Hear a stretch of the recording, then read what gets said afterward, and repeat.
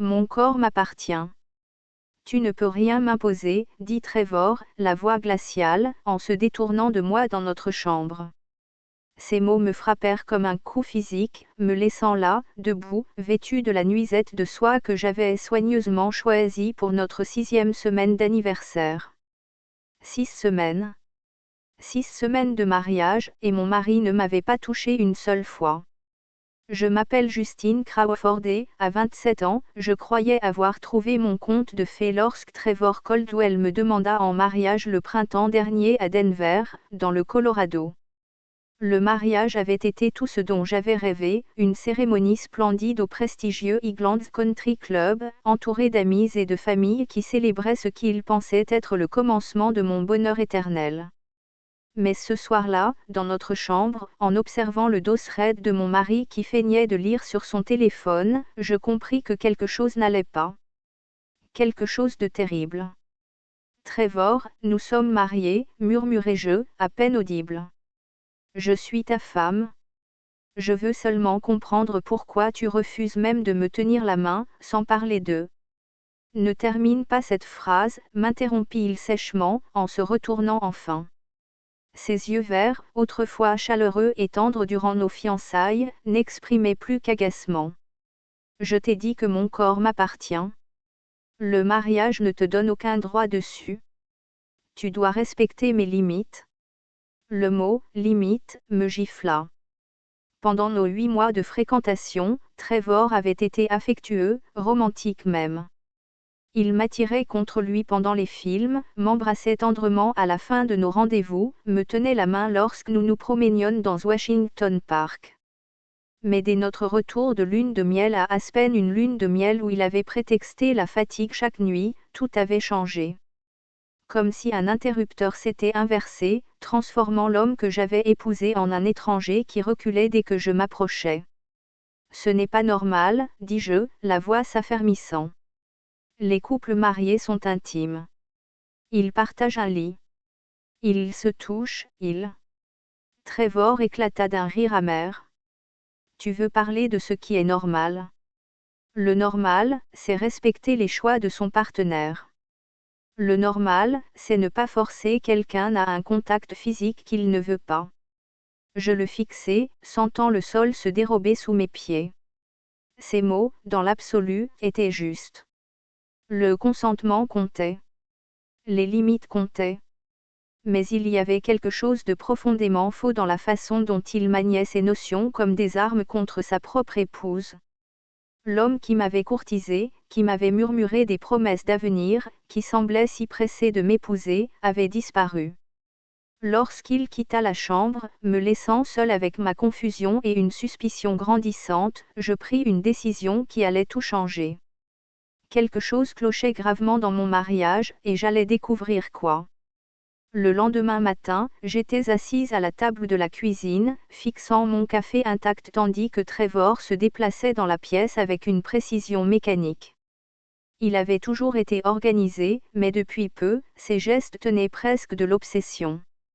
Il vérifiait sans cesse son téléphone, sortait pour passer des appels, et avait pris l'habitude de disparaître plusieurs heures sans explication. Je vais rendre visite à ma sœur à Phoenix ce week-end, annonçai-je, scrutant sa réaction. La main de Trevor se figea un instant sur sa tasse avant qu'il n'acquiesce. Ça a l'air bien. Combien de temps seras-tu parti? Juste le week-end. Tu vas me manquer. Demandai-je, testant le terrain. Il haussa les épaules sans me regarder. Je m'en sortirai. L'indifférence de sa réponse aurait dû me blesser.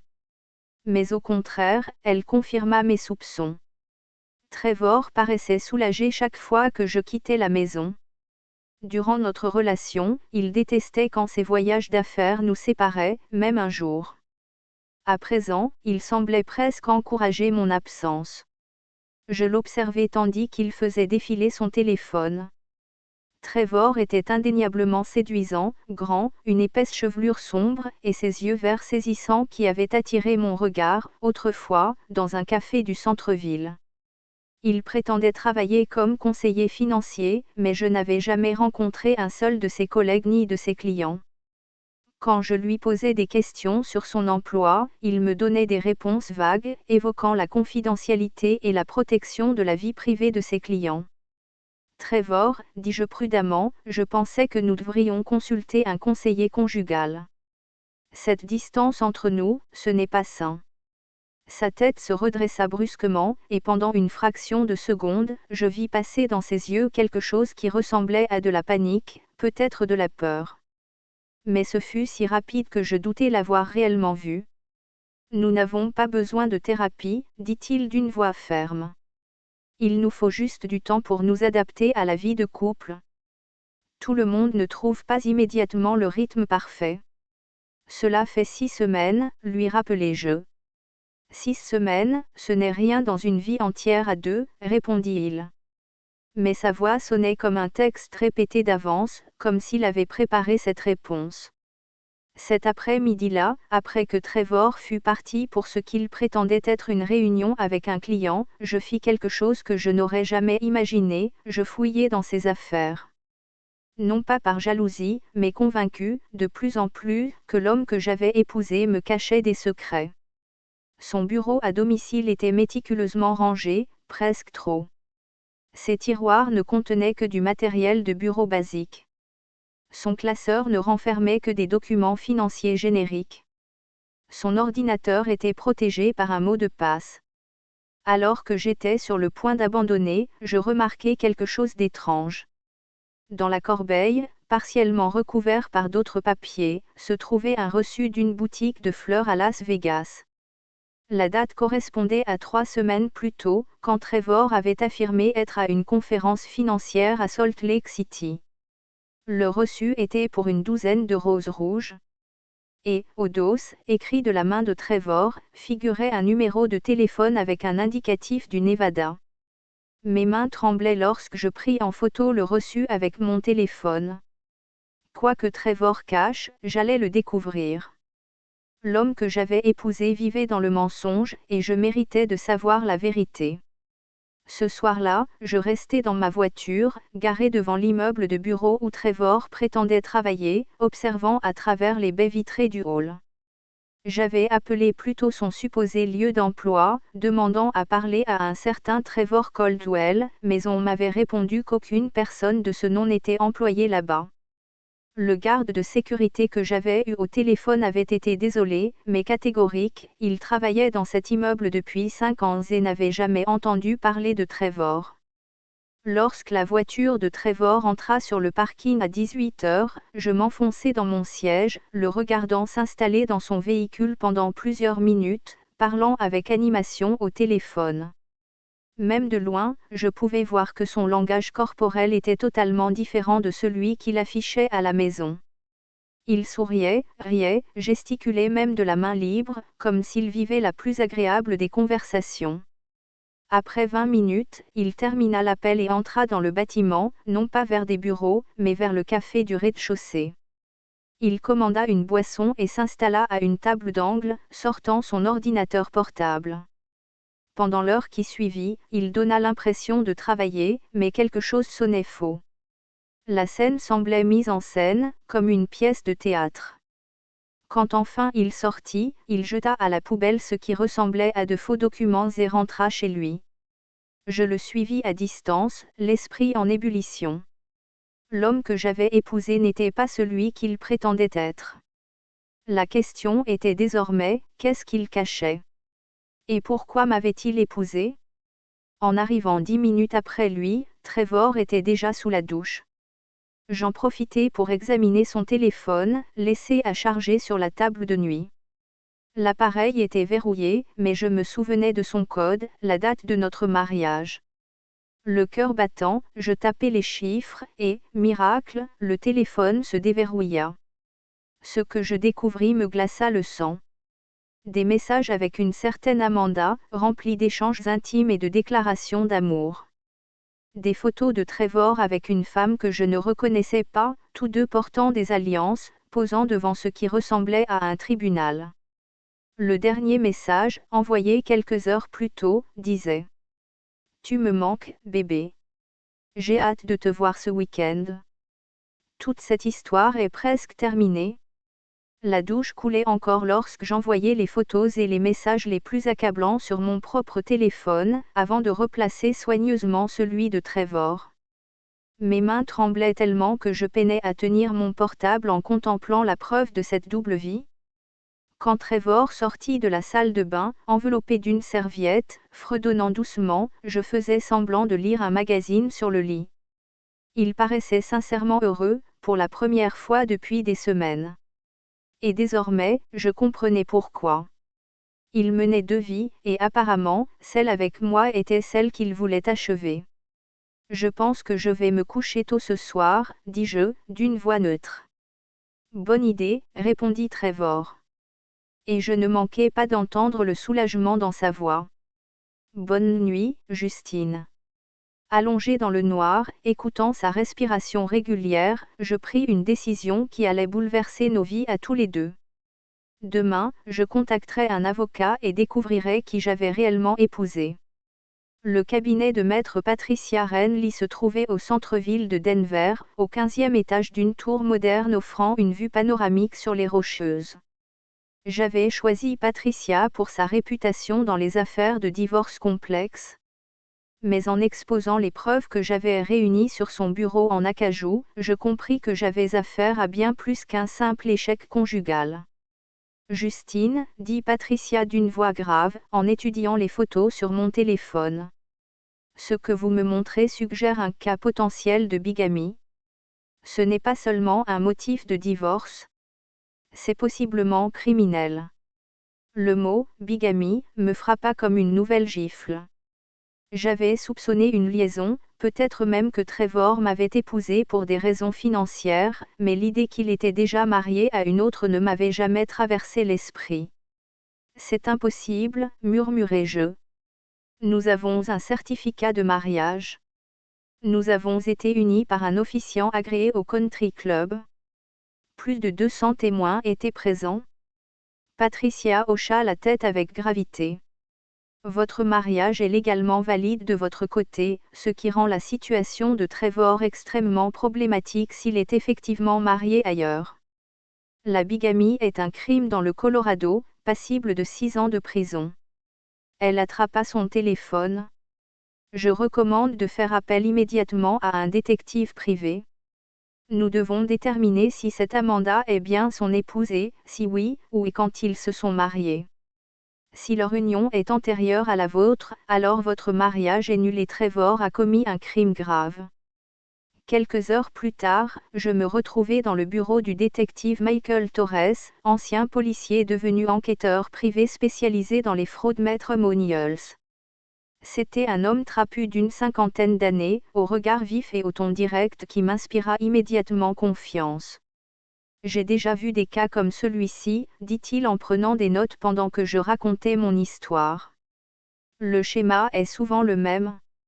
L'escroc recherche des cibles fortunées, les séduit rapidement, se marie vite, puis tente d'accéder à leurs finances avant de disparaître.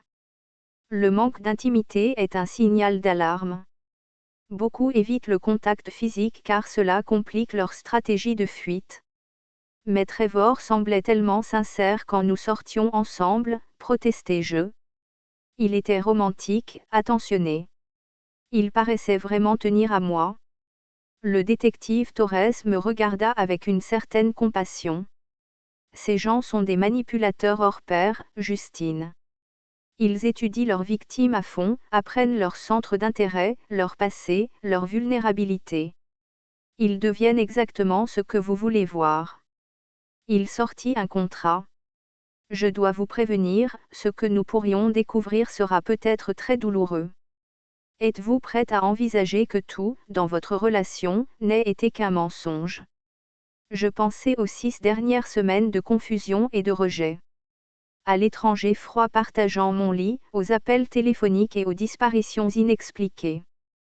Quelle que soit la vérité, elle ne pouvait être pire que l'incertitude que je subissais. Je dois savoir, répondis-je fermement. Quoi qu'il en coûte. Torres hocha la tête et me présenta son plan d'enquête, vérifier les antécédents complets de Trevor Caldwell, rechercher les registres de mariage dans plusieurs États, identifier et localiser Amanda. Il enquêterait aussi sur l'emploi et les finances de Trevor. Une dernière chose, ajouta-t-il en me tendant un petit appareil d'enregistrement. Si Trevor fait un aveu ou une menace, nous devons l'avoir sur bande. Le Colorado est un État où le consentement d'une seule partie suffit, vous pouvez donc enregistrer vos conversations sans qu'il le sache. En quittant le bureau, le petit enregistreur pesait lourd dans mon sac. J'étais sur le point de me lancer dans une enquête qui sauverait peut-être mon mariage, ou le détruirait à jamais. Mais pour la première fois depuis des semaines, je sentais que je reprenais le contrôle de ma vie, au lieu d'être une victime passive des manipulations de Trevor. Les jours suivants furent un exercice périlleux de dissimulation. J'agissais avec Trevor comme si de rien n'était, feignant la normalité, tandis que je transmettais à Torres chaque petit détail de ses allées et venues.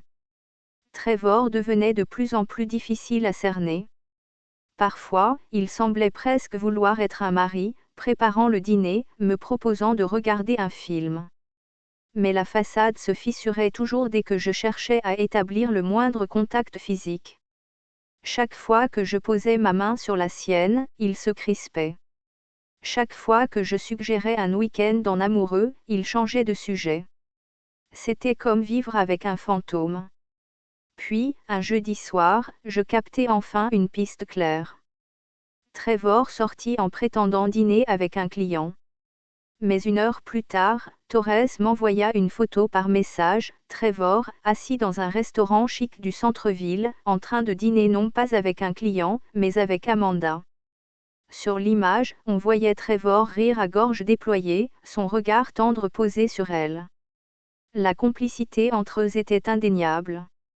Le genre de complicité que je rêvais d'avoir avec lui, mais qu'il avait réservé à une autre. Le choc me fit perdre le souffle. Mais en même temps, je ressentis une étrange forme de soulagement. Enfin, la vérité se révélait clairement. 2 jours plus tard, Torres me convoqua dans son bureau avec les résultats de son enquête. Il posa devant moi un dossier épais. Justine, nous avons des preuves solides. Trevor Caldwell s'appelle en réalité Trevor Lang. Il a épousé Amanda Williams à Las Vegas, il y a 2 ans. Leur mariage est légalement enregistré. Je sentis mes jambes se dérober et dus m'asseoir. 2 ans? Mais, pourquoi m'épouser moi aussi? Torres soupira. D'après nos recherches, vous n'êtes pas la première. Trevor a déjà été marié au moins 3 fois sous différents alias. Il cible des femmes avec une situation financière stable. Votre compte bancaire commun, vos investissements, vos biens, tout cela faisait partie de son plan. Je sentis mon estomac se nouer. Chaque souvenir de nos fiançailles, chaque promesse échangée, chaque sourire partagé me parut désormais contaminé par le poison du mensonge. Alors, il ne m'a jamais aimé. Soufflai-je. Ces gens ne fonctionnent pas comme nous, dit doucement Torres. Pour lui, ce n'était pas une relation. C'était une opération. Le dossier contenait des copies de documents, certificats de mariage, actes de propriété, relevés bancaires. Un véritable parcours de prédation. Trevor vivait une vie entière de tromperie. Mais ce qui me coupa le souffle fut la dernière page, un billet d'avion pour Las Vegas au nom de Trevor Lang, départ prévu le samedi suivant. Il a prévu de rejoindre Amanda, expliqua Torres. Et d'après nos sources, il envisage de disparaître avec une partie de vos fonds. La colère jaillit en moi, brûlante et implacable. J'avais été naïve, j'avais été trompée, mais je ne serais pas détruite. Que puis-je faire? Demandai-je. Torres esquissa un sourire dur. Nous allons le piéger. Avec votre aide. Le plan se mit en place dès le lendemain. Je portais le micro-enregistreur que Torres m'avait confié et je me préparais à confronter Trevor. Mais au lieu d'une attaque frontale, nous optâmes pour une approche subtile. Ce soir-là, tandis que Trevor et moi dînions en silence, je lâchai. Tu sais, j'ai réfléchi. Peut-être que nous nous sommes précipités dans ce mariage. Peut-être qu'on devrait faire une pause. Trevor releva brusquement la tête, alarmé. Une pause? Pourquoi dirais-tu ça? Je haussai les épaules avec nonchalance. Tu sembles si malheureux avec moi. Peut-être qu'on ferait mieux de se séparer à l'amiable, avant que les choses ne deviennent trop compliquées. Je vis la panique traverser ses yeux. Exactement ce que Torres avait prévu. Non, non, dit-il rapidement. Ce serait une erreur. Nous avons quelque chose de bien, Justine. Je tiens à toi. Vraiment? Répondis-je froidement. Parce qu'on dirait que ton cœur est ailleurs. Un silence tendu s'installa. Puis Trevor soupira, passa une main dans ses cheveux et dit. Écoute, je vais t'expliquer. Ce n'est pas ce que tu crois. Mon cœur battait si fort que j'eus peur que l'enregistreur capte mes palpitations. J'ai d'autres engagements. Mais ça ne veut pas dire que je ne ressens rien pour toi. C'est compliqué. D'autres engagements. Répétai-je, la voix tremblante. Comme un autre mariage. Trevor pâlit. Qui t'a dit ça? Alors c'est vrai, murmurai-je. Il se leva brusquement, faisant basculer sa chaise. Écoute, Justine, tu ne comprends pas. Tout ça, c'est temporaire. Amanda, elle n'est qu'une partie de ma vie. Toi, tu es mon avenir. Les mots sonnèrent faux, vides, mais pour l'enregistreur, c'était de l'or pur. À ce moment-là, je sus que j'avais assez de preuves pour le faire tomber. Le lendemain matin, j'étais assise dans le bureau de Patricia Renly avec Torres, écoutant l'enregistrement de la veille. La voix de Trevor résonnait dans la pièce, nerveuse et hésitante. Amanda, elle n'est qu'une partie de ma vie. Toi, tu es mon avenir. Patricia arrêta la lecture et leva les yeux vers moi. C'est suffisant. Avec ça, plus les preuves documentées, nous pouvons aller au tribunal. Non seulement pour annuler votre mariage, mais aussi pour engager des poursuites pénales. Je sentis un mélange de soulagement et de douleur.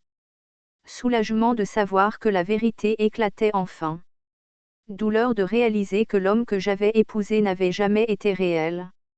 Ce n'était qu'un rôle qu'il avait joué. Torres posa une main réconfortante sur la table. Il va tomber, Justine. Ces types pensent toujours qu'ils peuvent manipuler indéfiniment. Mais tôt ou tard, la vérité rattrape tout le monde. Le jour fatidique arriva plus vite que je ne l'avais imaginé. Patricia avait obtenu un mandat, et la police attendait de surprendre Trevor sur le fait. Je l'observais depuis ma voiture garée en face de notre maison, le cœur battant à tout rompre. Trevor sortit avec sa valise, vêtu de son manteau élégant, l'air pressé. Il chargea ses affaires dans la voiture de location qui l'attendait.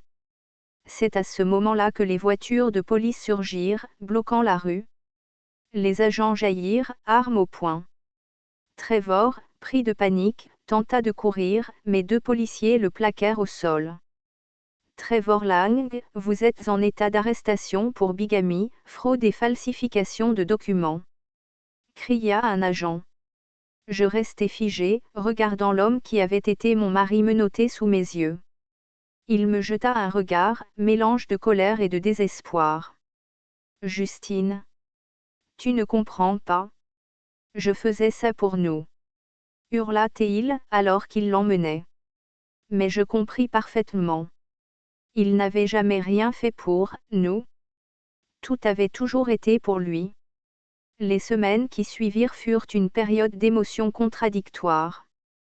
La presse locale s'empara de l'affaire, marié 2 fois, soupçonné de 3 autres unions, l'escroc au cœur vert, la mariée trompée dénonce la bigamie. Je me retrouvai propulsé au centre d'une histoire digne d'un feuilleton.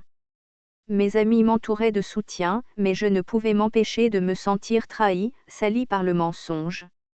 Pourtant, au milieu de la tempête, je commençais à retrouver une force que je ne soupçonnais pas. J'avais survécu. Je m'étais tenu debout face à un manipulateur professionnel, et j'avais refusé de me laisser détruire. Un soir, assise sur le balcon de mon appartement, une tasse de thé chaud entre les mains, je contemplais les lumières de Denver qui scintillaient au loin. Et je me fis une promesse. Je ne laisserai pas cette histoire définir qui j'étais. Je n'étais pas seulement une victime. J'étais une femme qui avait affronté la tromperie, découvert la vérité et trouvé le courage de reconstruire. Le mariage avec Trevor s'était révélé n'être qu'un mensonge. Mais ma vie, elle, m'appartenait encore. Et cette fois, j'écrivais moi-même mon histoire.